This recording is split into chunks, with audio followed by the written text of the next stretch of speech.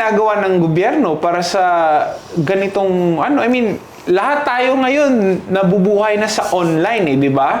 Hirap naman ng mga tanong. Parang ginigisa ako, hindi ako yung may hawak ng ola, ha? Hindi, nagtatanong nga ako kasi hindi ko din alam di ba? Ay, ikaw yung nagre-review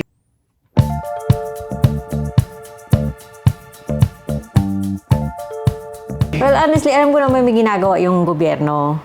Kaso, parang para sa akin ha, and I appreciate the effort, honestly, dahil, syempre, kung may mga policy si gobyerno, may mga OLA naman talagang sumusunod, kumakomply. Pero, syempre, bago pa kasi to.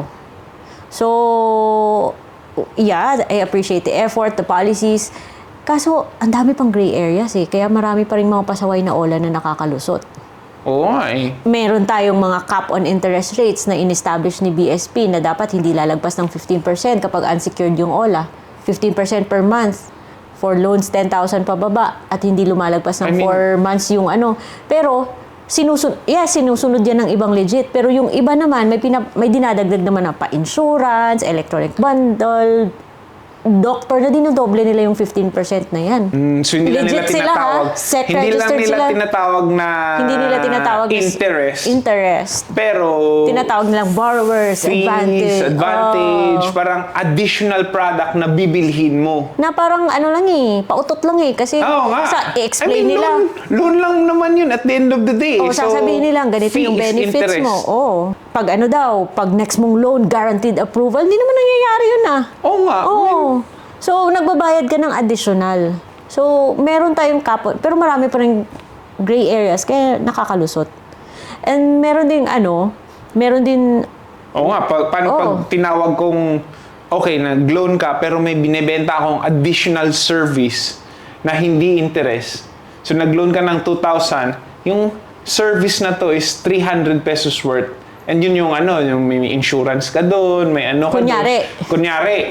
Pero may interest na ako sa'yo na meron. Na cap, na comply ako yung kunyari, sinunod mong 15%. Tapos sinunod ko yung 15%. Pero meron ako. Dapat, technically speaking. Bilhin mo na additional product. Otherwise, sasabihin nilang otherwise optional. Pero pag check mo to, baka hindi ka ma-approve. Matagal yung disbursement. Siyempre, alam mo naman na kapag OLA, di ba, yung tao gusto makukuha agad. Oo nga, no? Kaya yun, parang emotionally, pinaglalaroan nila yung borrower. Yung ganon. So, di ba, sa April, magiging 12% na yan. So, 12% per month?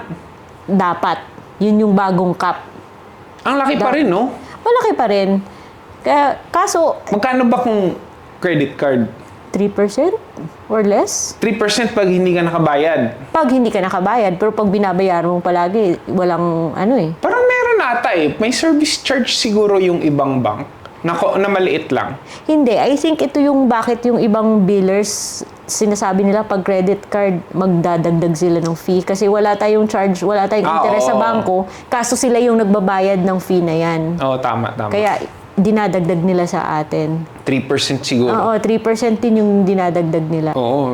Si Ola pala, ano bang pinakamalaking limit na pwede mong utangin sa online loan app? Sa online loan app. Kung say for example, sa kay One Hand, nasa 50,000 pesos. Pero meron tayong si Mabilis Cash na nag-o-offer daw up to 90.